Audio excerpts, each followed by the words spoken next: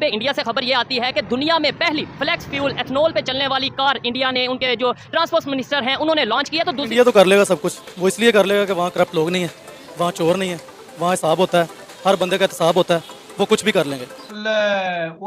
ये तो पाकिस्तान है, तो ये चंद्रयान पे चंद्रयान 4 है भाई। ये तो चंद्रयान 4 किधर जा रहा है? ओए ये तो पिंडी की तरफ हो गया है। ये ओए तो अड्डी खैर हो, ये तो पिंडी आ गया है।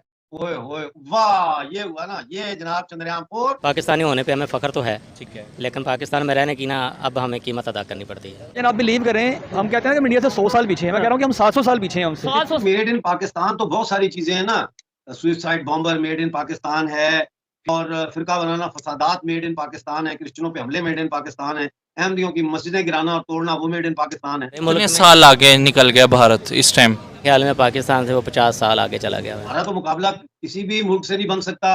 ये दुनिया का वाहिद मुल्क है जिसने वेटनरी साइंस में इतनी तरक्की की है कि पाकिस्तान में दुनिया भर में गधों की तादाद में सबसे ज्यादा इजाफा किया गया है। आप किसी भी फील्ड में उठा के कंपेयर कर लें, ठीक है, उनकी एथिक्स, उनकी मोरालिटीज, उनके बिजनेस, हर चीज जो है वो हमसे 100 टाइम्स बेहतर है। जितना गधा हम करते हैं एक्सपोर्ट, इतना इंडिया करके दिखाए। जितनी पैदावार गधों की हम करते हैं इंडिया करके दिखाए, फिर मानेंगे इंडिया को। ये चांद पे क्या ये है, इसको हम नहीं मानते। देखना है कि वो चांद पे पहुंच गया, हम अभी लोग जो है ना वो ज़मीन पे भी चलने के काबिल नहीं है। टाइम में भारत को सुपर पावर देख रहे हैं? बिल्कुल, मेरे ख्याल में इंडिया जो है ना वो कहीं ज़्यादा ऊपर चला जाएगा, हमारी सोच से भी बाहर निकल जाएगा।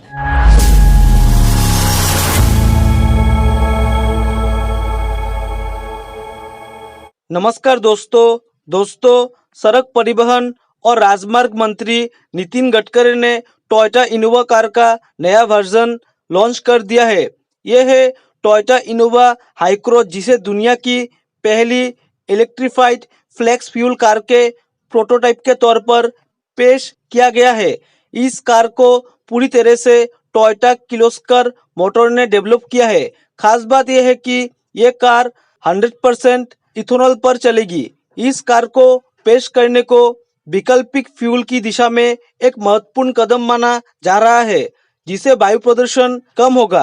कार लॉन्चिंग के कार्यक्रम में 2 केंद्रीय मंत्री हरदीप सिंह पुरी और महेंद्र नाथ पांडे भी शामिल हुए।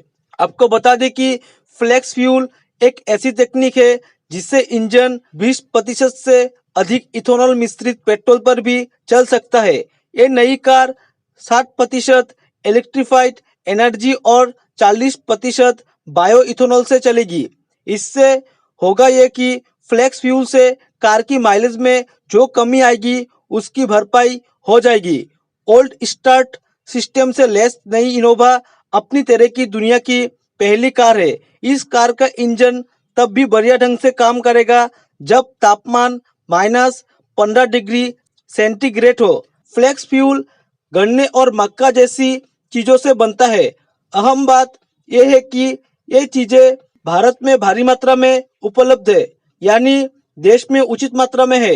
इस फ्यूल को अल्कोहल आधारित फ्यूल भी कहा जाता है, क्योंकि इसे बनाने में गन्ना और मक्के का इस्तेमाल होता है। अब भारत में दुनिया की पहली इथेनॉल कार लॉन्च होता देख पाकिस्तानियों को जलन हो रही है।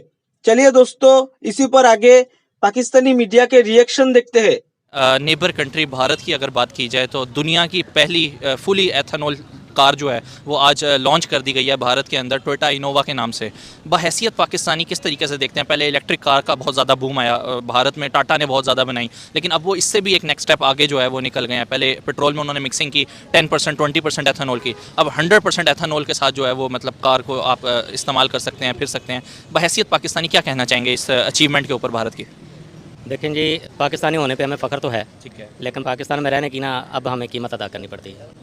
हम जो आबो हवा ले रहे हैं बाहर के मुल्कों का, तो आप छोड़ दें कि वो हम उनको कभी भी टच नहीं कर सकते। देखना है कि वो चांद पे पहुंच गया, हम अभी लोग जो है ना वो ज़मीन पे भी चलने के काबिल नहीं है। हम जिस पोजीशन में आ गए हैं कि हमारी इलेक्ट्रिक सप्लाई आप देख लें तो वो इतना महंगा यूनिट हो गया हुआ है कि वो लोग अफोर्डेबिलिटी से बाहर हो गया है। एथेनॉल पे तो खैर हम बाद में चलाएंगे अपनी गाड़ियाँ। अभी आल्टो जो हमारी कंट्री के अंदर चल रही है उसकी प्राइस इस टाइम 35 लाख मतलब हो गई है। वही गाड़ी जो है भारत में लॉन्च की गई है इससे ज़्यादा फीचर्स के साथ 3.25 लाख रुपए में।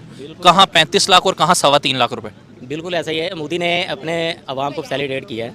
उन्होंने वो गाड़ी बनाई है 3.5 लाख रुपए में, जो हमारे मुल्क के अंदर इस वक्त 33 लाख रुपए की गाड़ी है। और उसने ये वादा कहा है कि ये पाकिस्तानियों के लिए नहीं है, ये मेरी आवाम के लिए है। वो अपनी आवाम को फैसिलिटेट करते हैं।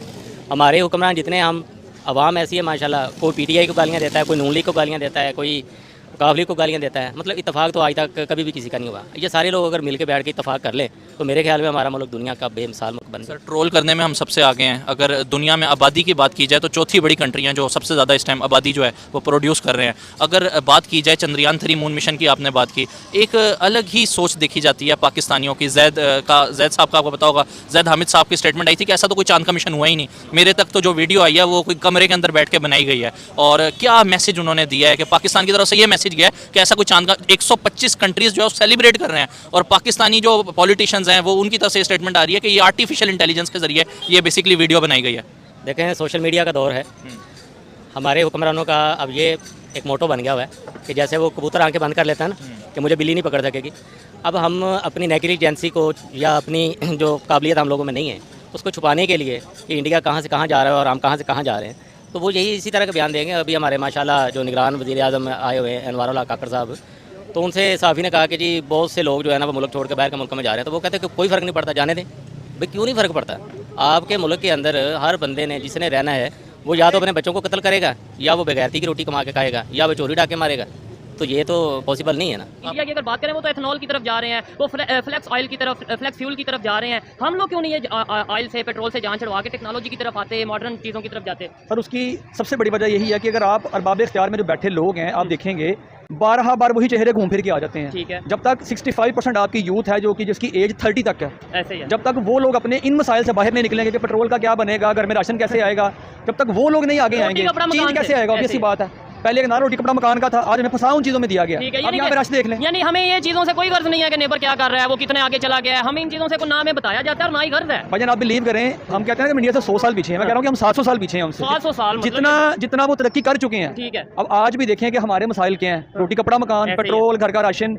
जब नौजवान इन मसाइल से बाहर नहीं निकलेगा तो इससे बढ़ के आगे क्या सोचेगा? देखिए ना, कंपैरिजन हमारा असल में बनता उनसे ही है, लेकिन जिन बुनियादों पे बनता वहाँ पे हम करते नहीं हैं। अब बिल्कुल नहीं बनता। जिन बुनियादों पे बनता था उस पर कभी हमने किया ही नहीं। सर आप किसी भी फील्ड में उठा के कंपेयर कर लें, ठीक है, उनकी एथिक्स, उनकी मोरालिटीज, उनके बिजनेस, हर चीज़ जो है वो हमसे 100 टाइम्स बेहतर है। वो कैसे आगे चले गए? वहाँ पे भी इंसान रहते हैं, इंडिया में भी, पाकिस्तान में भी इंसान रहते हैं। आप भी पाकिस्तान से मोहब्बत करते हैं, मैं भी करता हूँ, वो भी अपनी कंट्री से करते हैं। फिर इशू कहाँ पे आ गया? एजुकेशन का फर्क आ गया, सोच का फर्क कहाँ? मतलब मुझे समझ नहीं आता। भाईजान आपको भी पता है, मुझे भी पता है। ठीक है। जब हर इदारा वो काम करेगा जो उसका करने का काम है, अपनी लिमिटेशन में रहेगा, तो मुल्क कैसे ग्रो नहीं करेगा? अब वहाँ की डेमोक्रेसी देखें, यहाँ की डेमोक्रेसी देखें, जमीन आसमान का फर्क है। उधर मार्शल लॉ नहीं लगा, वहाँ पे रियल डेमोक्रेसी एग्जिस्ट करती है, हमारे यहाँ कोई चांस ही नहीं है डेमोक्रेसी का। ये बहुत बड़ा डिफरेंस है। फिर आप ये देखें रिसेंट जो स्टेट डिनर हुआ, मोदी गया वहाँ पे अमेरिका में, वो सारे बिजनेस टाइकून साथ लेके गया।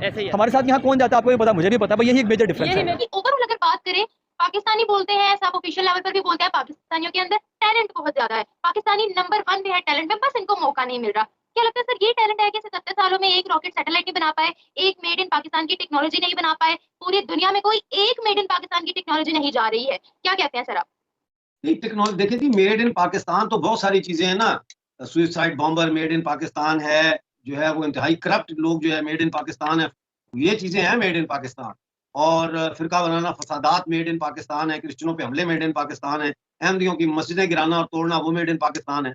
तो भाई आपने जब ये फैसला किया कि आपने यही इसी किस्म की टेक्नोलॉजियां बनानी है जैसे हथौड़े हैं, जिनसे गैर दूसरे मसलक के लोगों की मस्जिदों को तोड़ेंगे, बम बनाने हैं, टेक्नोलॉजी आईईडीज बनानी है जिससे गरीब लोगों के बाजारों में जाके धमाके करके उनको मारेंगे, मस्जिदों में धमाके करेंगे। टेक्नोलॉजी तो आपके पास है, लेकिन आपके पास जो टेक्नोलॉजी है वो तखरीबकारी की टेक्नोलॉजी है, वो बर्बादी और तबाही की टेक्नोलॉजी है। जय हिंद दोस्तों, स्वागत है आपका आपके YouTube चैनल जय हिंद पर। वीडियो को लाइक और चैनल को सब्सक्राइब जरूर करें और हम आपके लिए पाकिस्तानी मीडिया के एक से बढ़कर एक लेटेस्ट वीडियो लाते रहेंगे।